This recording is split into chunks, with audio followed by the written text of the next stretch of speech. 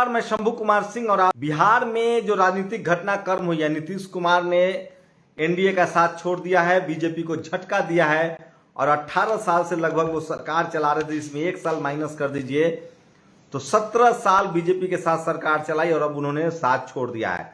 2024 दिलचस्प होने जा रहा है, 2025 में क्या होगा वो भी बताऊंगा, लेकिन सबसे पहले बात टीवी अखबार की। एक वीडियो देखिए, उसके बाद कुछ जरूरी बातें मैं इस देश के बहुजन समाज से कहना चाहूंगा।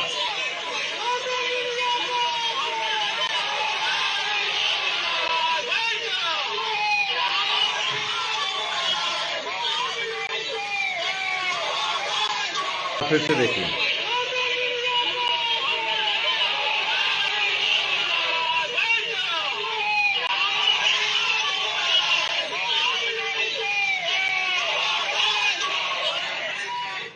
मैंने वीडियो क्यों दिखाया आपको, आप सोचिए। मैं पिछले 15 साल से पत्रकारिता कर रहा हूं, पिछले 5-6 साल से SC ST OBC माइनॉरिटी के हक अधिकार की बात कर रहा हूं। आप कल्पना कीजिए कि अगर यहां संघी होते, बजरंग दल वाले होते, RSS वाले होते, हिंदू कट्टर सो कॉल कट्टर जातिवादी मनुवादी संगठन के लोग होते, तो अब तक अगर कोई बहुजन समाज का पत्रकार होता तो उसकी धज्जियां उड़ा देते, हमला करते। याद है नीति रतन, प्रोफेसर रतन लाल के घर के खिलाफ प्रदर्शन हो रहा था। निधि रतन जो नेशनल दस्तक की रिपोर्टर हैं, पत्रकार हैं, वो गई थी, सवाल पूछा था, उन पर हमला हुआ था, बदतमीजी हुई थी और मुट्ठी भर 4-5 RSS बजरंग दल संघी गुंडे थे। सोचिए, वहां हजारों लोग हैं, सब अपना संवैधानिक तरीके से मीडिया का विरोध कर रहे हैं, जैसे किसान कर रहे थे। और तमाम लोग जो कह रहे हैं कि महिला का अपमान है। आप बताइए, अगर ये बजरंग दल की भीड़ होती, याद है अनमोल रत्न बजरंग दल वाले थे, RSS वाले थे, बीजेपी वाले थे, कॉलर पकड़ के क्या किया था उनके साथ। सोचिए, इस देश में कोई मुसलमान पत्रकार के साथ क्या होता है। दिल्ली यूनिवर्सिटी में हिंदू कॉलेज के गेट पर निधि रतन के साथ बदतमीजी हुई थी। आप सोचिए, इस देश का SC ST OBC माइनॉरिटी संविधान मानने वाला है। ये लोग त्यागी जैसे लोग बीजेपी में हैं, इस पर मीडिया सवाल नहीं पूछती। और सोचिए, मैं विश्वसनीयता पर तो बाद में आऊंगा, सबसे पहले मैं बहुजन समाज के धैर्य की बात बता रहा हूं। आप कल्पना कर सकते हैं कि अगर ये सवर्णों की भीड़ होती और कोई SC ST OBC माइनॉरिटी, सोचिए मैं ही होता, तो ये क्या करते मेरे साथ। लेकिन बहुजन समाज, हम लोग बुद्धिस्ट हैं, बुद्ध को मानने वाले हैं, फूले पेरियार अंबेडकर को मानने वाले हैं, कबीर साहब को मानने वाले हैं, रविदास जी को मानने वाले हैं। उसी बिहार में जगदेव बाबू को मार दिया गया था, उसी बिहार में लालू यादव को जेल में डाल दिया गया। ये जातिवादी मनुवादी गुंडे हैं। और सोचिए, अंजना ओम कश्यप आराम से रिपोर्टिंग कर रही है। लोगों ने डेमोक्रेटिक तरीके से, संवैधानिक तरीके से उनके खिलाफ नारेबाजी की है। किसी ने कोई एक भी अनपार्लियामेंट्री भाषा का इस्तेमाल नहीं किया है, गाली गलौज नहीं किया है, कोई मारपीट नहीं हुई है। शुक्रिया बहुजन समाज के लोगों। बाबा साहब ने कहा है, हमें कुछ भी ऐसा नहीं चाहिए जिसमें हिंसा हो। अब बताइए, लेकिन उसके बाद भी इस देश की मनुवादी मीडिया की करतूत देखिए कि आज ऐसा लग रहा है जैसे वो मातम मना रहे हैं अगर तेजस्वी यादव और नीतीश कुमार एक साथ आ गए तो। अब इसमें भी समस्या है। नीतीश कुमार अपनी विरासत यादव तेजस्वी को नहीं तो क्या गिरिराज सिंह या मंगल पांडे को सौंपेंगे। इंटरनल मैटर है OBC का, बात को समझिए, अभी नीतीश जी संभालेंगे। It is quite clear that Nitish Kumar is going to be handing over the reins to Tejashwi Yadav. ये स्मिता प्रकाश है, एडिटर है ANI की, ये लिख रही है कि नीतीश कुमार जो है वो सत्ता हैंड ओवर करने जा रहे हैं तेजस्वी यादव को। कितना नफरत करते हैं ये लोग। मैं इसीलिए कह रहा हूं कि इस देश के मनुवादी, जातिवादी, ब्राह्मणवादी जो आपको चपरासी नहीं बनने देना चाहता है, जो आपके रिजर्वेशन का विरोध करता है, वो आपको चीफ मिनिस्टर बनने देगा। सोचिए कितना ये लोग कितने घृणित है, कितने अनडेमोक्रेटिक हैं, ये कितना संविधान से नफरत करने वाले लोग हैं। आपको चपरासी नहीं बनने देना चाहते हैं और ये आपको चीफ मिनिस्टर और प्रधानमंत्री बनने देंगे। ये राष्ट्रपति बनाकर आपका मार्केटिंग करते हैं। ये मैं इसीलिए कह रहा हूं, इस देश में बहुजनों का भला बहुजन ही करेगा। SC ST OBC माइनॉरिटी की लीडरशिप वाली पार्टियां, चाहे वो मायावती जी हो, चाहे कांसीराम थे, चाहे कर्पूरी ठाकुर थे, ये लोग इतने घृणित हैं। और इसमें सबसे बड़ी भूमिका मीडिया की है। जब तक हम लोग टेलीविजन अखबार, सोचिए दिलीप मंडल ने लिखा है, मैं कड़ी निंदा करता हूं। आप कल्पना कीजिए कि अगर कोई मुसलमान महिला पत्रकार होती, कोई शेड्यूल कास्ट की पत्रकार होती, कोई सवर्ण पत्रकार होती, और अगर वो रिपोर्टिंग कर रही होती बजरंग दल के भीड़ में, आरएसएस की भीड़ में, बीजेपी के भीड़ में, तो क्या हासिल करते लोग उसका। लेकिन सोचिए, इस देश के सिख किसान आंदोलन के लोग महिलाओं को कभी उन्होंने हुटिंग की, उन्होंने नारेबाजी की। वो संवैधानिक अधिकार है अपना विरोध प्रदर्शन जताने का। इसमें ये देखिए,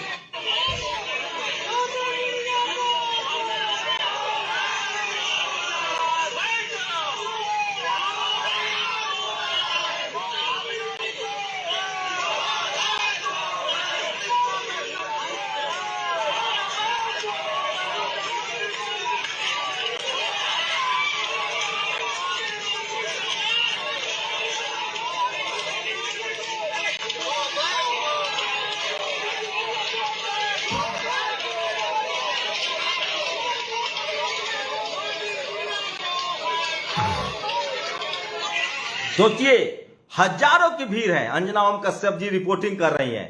क्या मजाल है कि कोई बस वो डेमोक्रेटिक तरीके से लोग विरोध प्रदर्शन कर रहे हैं। लेकिन बस कल्पना कीजिए आप, अगर इसी पर ये कार्यकर्ता अगर आरएसएस के होते, एक कार्यकर्ता बजरंग दल के होते, एक कार्यकर्ता अगर बीजेपी के होते, और कोई दूसरी पत्रकार होती, एससी एसटी ओबीसी माइनॉरिटी के लोग होते, तो ये लोग क्या हाल करते। इसलिए मैं कह रहा हूं कि बहुजन समाज के लोग सब के सब कॉन्स्टिट्यूशन मानने वाले हैं, बुद्ध को मानने वाले हैं।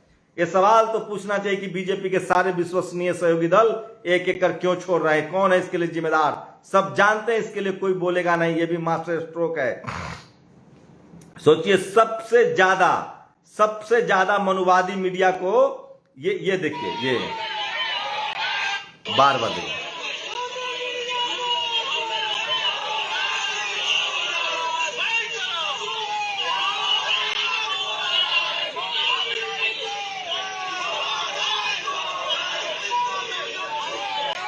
तो सोचिए लोगों ने हुटिंग की, इनको समझाया। लोग कह रहे हैं कि आप लोग चोर हैं, आप लोग चाटुकार हैं, आप लोग पत्रकार नहीं हैं, आप लोग बेईमान हैं, आप लोग सरकार के प्रवक्ता हैं, आप लोग जातिवादी हैं, मनुवादी हैं, ब्राह्मणवादी हैं। सोचिए मैल्कम ने कहा था, मीडिया में वो ताकत होती है जो चोर को बेगुनाह और बेगुनाह को चोर साबित कर दे। सोचिए चौधरी चरण सिंह कहते थे कि अगर मीडिया मेरी तारीफ करे तो समझना कि मैं बिक गया हूं, और अगर मीडिया मेरे खिलाफ लिखे तो सोचना मैं तुम्हारे किसानों के साथ हूं। आज सारा सवर्ण मीडिया, सारा टेलीविजन अखबार रो रहा है। सोचिए सत्ता परिवर्तन हो गया, इनके घर का खेती उलट गया। ये लोग कितने जातिवादी हैं। सोचिए आपको चीफ मिनिस्टर तो छोड़िए, चपरासी नहीं बनने देना चाहते हैं। इस देश की सबसे बड़ी समस्या है मनुवादी मीडिया। आपको इस देश में डेमोक्रेसी बचानी है, संविधान बचाना है, तो इन मनुवादी मीडिया को देखना बंद करना होगा, सोशल मीडिया देखना होगा, ऐसे पत्रकारों को देखना होगा जो सवाल पूछने की हिम्मत रखते हैं। सोचिए सिद्दीकी कप्पन जेल में है, जो हाथरस की बेटी की रिपोर्टिंग करने जा रहा था। प्रशांत कनौजिया को जेल में डाला गया, जो बहुजन समाज का पत्रकार था। क्या बात कर रहे हैं आप। अंजना ओम कश्यप की हुटिंग आपको बुरा लग रहा है। इस देश में सोचिए एक त्यागी नाम का गुंडा, छुटभैया नेता, बीजेपी का कार्यकर्ता, उसके खिलाफ ये लोग सवाल नहीं पूछ पाए, और किस तरह से नीतीश कुमार को और तेजस्वी यादव से आप सवाल पूछ रहे हैं, जलील कर रहे हैं, बिहार की बात कर रहे हैं। तो सोचिए ये समझना पड़ेगा आपको। एक उत्कर्ष सिंह है, सो कॉल्ड लिबरल पत्रकार, वैसे ऐसी लाइन वो लिख रहा है कि तेजस्वी यादव ने फाइलें जलवाई, नीतीश जी ने लालू जी और राबड़ी जी की फाइलें जलवा दी। यह इस शख्स का कहना है। जब नीतीश कुमार ने आरजेडी के साथ चुनाव पूर्व गठबंधन तोड़ा था और बीजेपी के साथ सरकार बनाई थी, तब मीडिया क्या यह भाषा बोल रहा था। राजनीति में गठबंधन बनते बिगड़ते हैं, लेकिन इसके लिए मजाक उड़ाते समय सिलेक्टिव नहीं होना चाहिए। सड़कों पर यू टर्न की जगह नीतीश कुमार की फोटो भी लगाई जा सकती है। उत्कर्ष सिंह इस तरह का घटिया और छोटी ओछी बातें लिख रहा है। तेजस्वी यादव को संज्ञान लेना चाहिए। तेजस्वी यादव इनकी शादी में गए थे। ये जातिवादी, मैं फिर कह रहा हूं, इस देश में जातिवाद जो है ना वो खुल के सामने आ जाता है। और बीजेपी कह रही है ये जनादेश के साथ धोखा है। इनसे पूछिए कि आप तब कहां थे जब, ये देखिए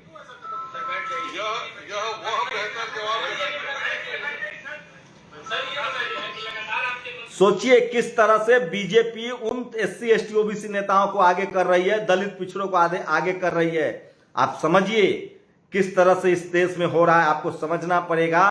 और इसके लिए सबसे ज्यादा जिम्मेदार इस देश की मीडिया है, इस देश का टीवी अखबार है। मैं पिछले 5 सालों से कह रहा हूं आप लोग को कि जब तक आप लोग टीवी अखबार देखना नहीं बंद करेंगे, नहीं छोड़ेंगे, आपके लोग सोचिए आरक्षण खत्म हो रहा है, कंपनियां बेची जा रही है, देश में चाइना का घुसपैठ है, आर्थिक व्यवस्था चौपट है, 50 करोड़ से ज्यादा लोग बेरोजगार हैं, 50 लाख से ज्यादा लोग मर गए कोरोना में, नोटबंदी में हजारों लोग मर गए, सड़क पर पैदल चल के लोग मर गए।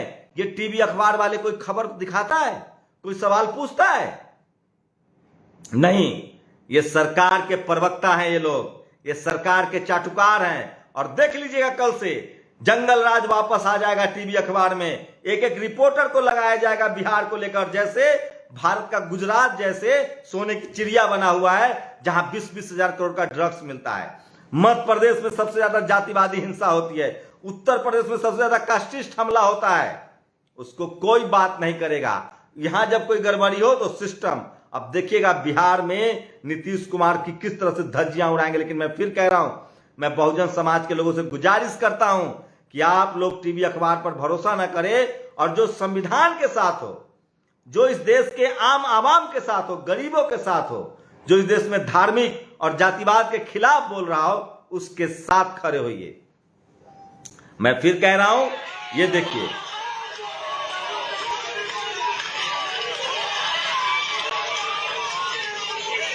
ये बहुजन समाज के लोग हैं। ये लोग किसी भी कीमत पर कभी भी हिंसा नहीं करते हैं। डेमोक्रेसी में हम लोग भरोसा करते हैं, डेमोक्रेटिक तरीके से यहां अंजना का विरोध हो रहा है। लेकिन सोचिए अगर यही आरएसएस के लोग होते, अगर यही बजरंग दल के लोग होते, जो संगठन आरएसएस और बीजेपी से जुड़ा है, सोचिए क्या हाल होता, जान मार दी जाती। हम लोग डर से रिपोर्टिंग नहीं कर सकते हैं, हम लोग डर से सवाल नहीं पूछ सकते हैं, हम लोग बीजेपी की रैली में नहीं जाते हैं, पता नहीं कौन हमला कर दे।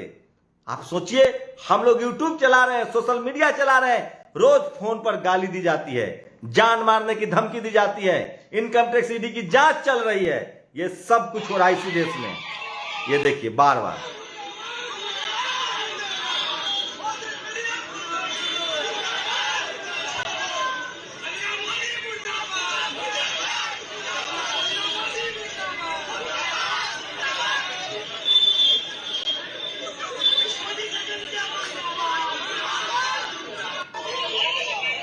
तो मैं कह रहा हूं टीवी अखबार को सोचना पड़ेगा कि आपका दौर खत्म हो चुका है। बच्चा बच्चा जान गया है कि आप लोग भ्रष्ट हैं, बेईमान हैं। सोचिए जो दिल्ली एनसीआर में जो करप्ट था, जो पकड़ा गया है, रूबिका लियाकत कह रही है कि वो सपा बसपा का आदमी है, और वो स्ट्रिंग किसका कर रहा है? बीजेपी विधायक का। तो आपको समझना पड़ेगा कि टीवी अखबार के प्रति किस तरह का गुस्सा है, ये लोग किस तरह से बिक गए हैं। और ये पटना में दिखा, और मैं इसलिए कह रहा हूं कि आप इस देश की मीडिया पर बिल्कुल भरोसा मत कीजिए। जब तक आप लोग टीवी अखबार का विरोध नहीं करेंगे, आप यकीन मानिए इस देश में न संविधान बचेगा, न इस देश में डेमोक्रेसी बचेगी, और न ही इस देश में एससी एसटी ओबीसी माइनॉरिटी का हक अधिकार बचेगा। इसलिए कह रहा हूं कि इस टीवी अखबार का किसी भी कीमत पर बॉयकॉट कीजिए। आज ऐसा लग रहा है कि टीवी अखबार में मातम है। सोचिए, आप कल्पना कीजिए कि आरएसएस और बीजेपी जब जीतती होगी तो इनमें कितनी खुशी की लहर दौड़ती होगी। ये पत्रकार हैं, ये पत्रकार नहीं हैं, ये पार्टी के प्रवक्ता हैं, और इसकी वजह है जाति और धर्म। आप लोग अपनी प्रतिक्रिया जोड़ दीजिए। शुक्रिया। नेशनल दस्तक की आपसे गुजारिश है कि अगर इसको बचाना चाहते हैं तो नेशनल दस्तक को सब्सक्राइब करने के लिए रेड कलर के सब्सक्राइब बटन को दबाएं, फिर बेल आइकन की घंटी दबाएं। नेशनल दस्तक को बचाने के लिए बहुत जरूरी है कि हर खबर को शेयर करें, लाइक करें, कमेंट जरूर करें।